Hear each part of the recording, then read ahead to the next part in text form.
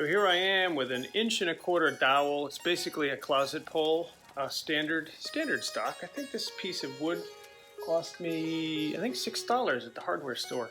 And what I want to try to create is a Tai Chi bang stick, or spelled B-A-N-G, so it looks like bang stick. And there's a little bit of a difference between a bang stick and a ruler, a Tai Chi ruler or Chinese Tai Chi bang stick. They both do similar things and they're made slightly different, but the bang stick is going to be a lot easier to make.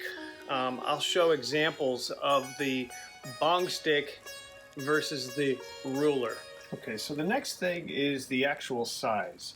Now the bang stick is roughly, I was told and taught that it is approximately the size of your forearm. So if you measure from elbow to approximate wrist, I'm laying that on the tape, that's roughly 12 inches. Now the ruler itself is exactly 12 inches, and the rulers, the Tai Chi rulers, will have the widened ends out here though. The widened ends out here, and the center will have usually a ball or a cutout here. But the stick, I'm just going to make a very plain stick. And again, being my forearm is about 12 inches, but I'm actually going to go a couple more. So I'm actually going to go to 14 inches. So I'm going to get a pencil and I'm going to mark it exactly. I want to try to be somewhat accurate.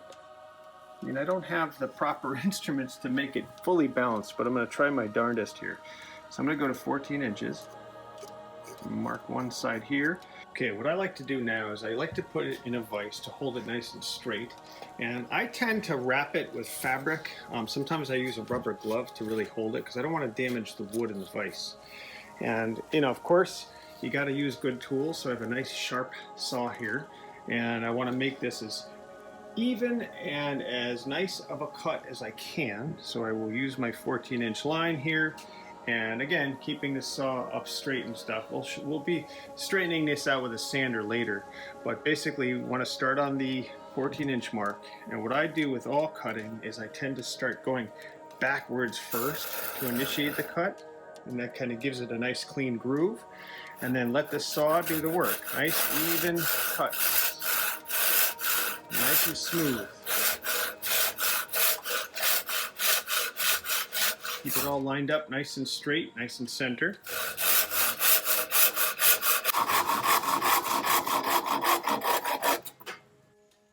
Next thing would be to sand the ends. We want to make them nice and round and smooth. So we're going to use an electric sander here with a fine grit, and we're going to sand the edges.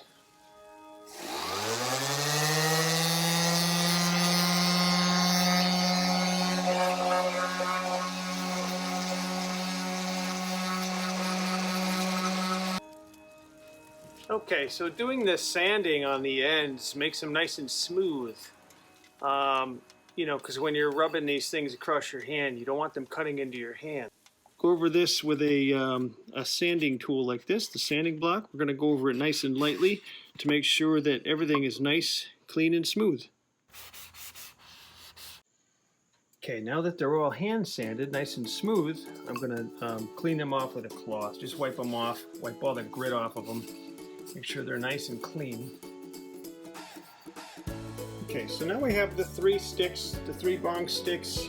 They're nice and clean, nice and sanded, nice smooth edges, so they won't cut your hands, they won't splinter in your hands. So now we're going to actually start to decorate these a little bit. So what's next? We're going to measure the halfway point with the stick, and we're going to balance them exactly in the middle. So in this case here, they're exactly 14 inches. So what I'm going to do is take the halfway point between the 14 inches, and that would be 7.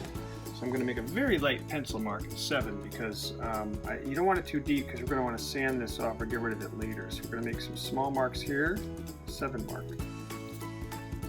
Okay, so I've got the middles marked on these with some light pencil marks. Now the whole idea with a bang stick or a Tai Chi ruler is it's supposed to be perfectly balanced. If you hold this on the nail, it's completely balanced. Now why would it be balanced? Well, basically it's like, from what I read, it's the yin-yang. It's the balance of two forces. It also is going to help our hand technique and hand positioning. So how are we going to do that? Well, I'm going to use the bench grinder, and I'm going to actually carve some slight light grooves right in the middle here.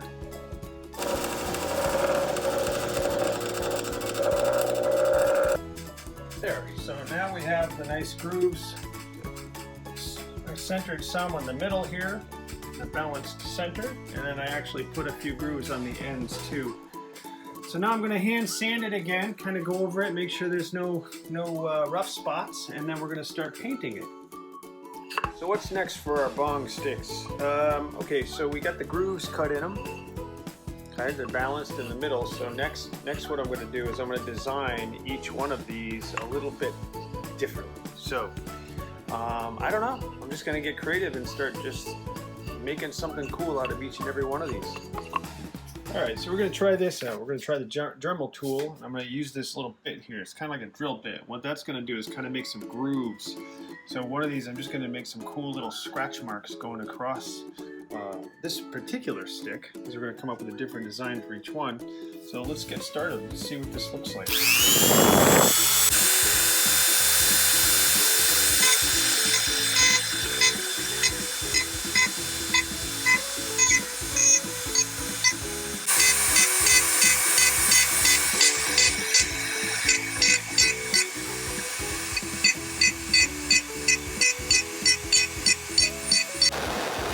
This one here, I'm going to use the blunt torch, and I'm going to kind of give it some burn marks.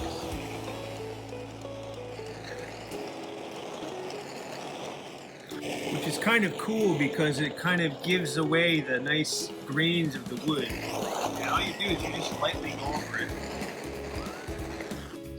There, so that one there looks pretty cool. Kind of gives it a, I don't know, just gives it a different look. And then what I'm going to do is I'm going to stain and varnish over the top of that to protect it. That definitely has a cool different look.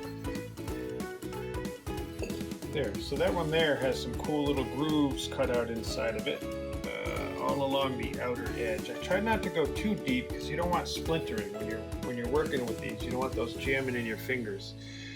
So now I have the grooved one that's cut out, I have the burned one, and I have the plain one. So next, I'm going to get some stain and add some color and some varnish to protect them. Next, we're going to add some stain. I got some red mahogany here, so I'm going to use a rag here for this, and I'm going to start applying it on the wood. And there we have it. So we have the stain protecting them all. So we have the grooved out version, we have the smoked wood version, and we have the plain version. So the next step is going to be to get some spray urethane, and I'm going to spray these and give them a nice coat, make them nice and shiny, protect them, and actually prevents slivers or splinters from coming up.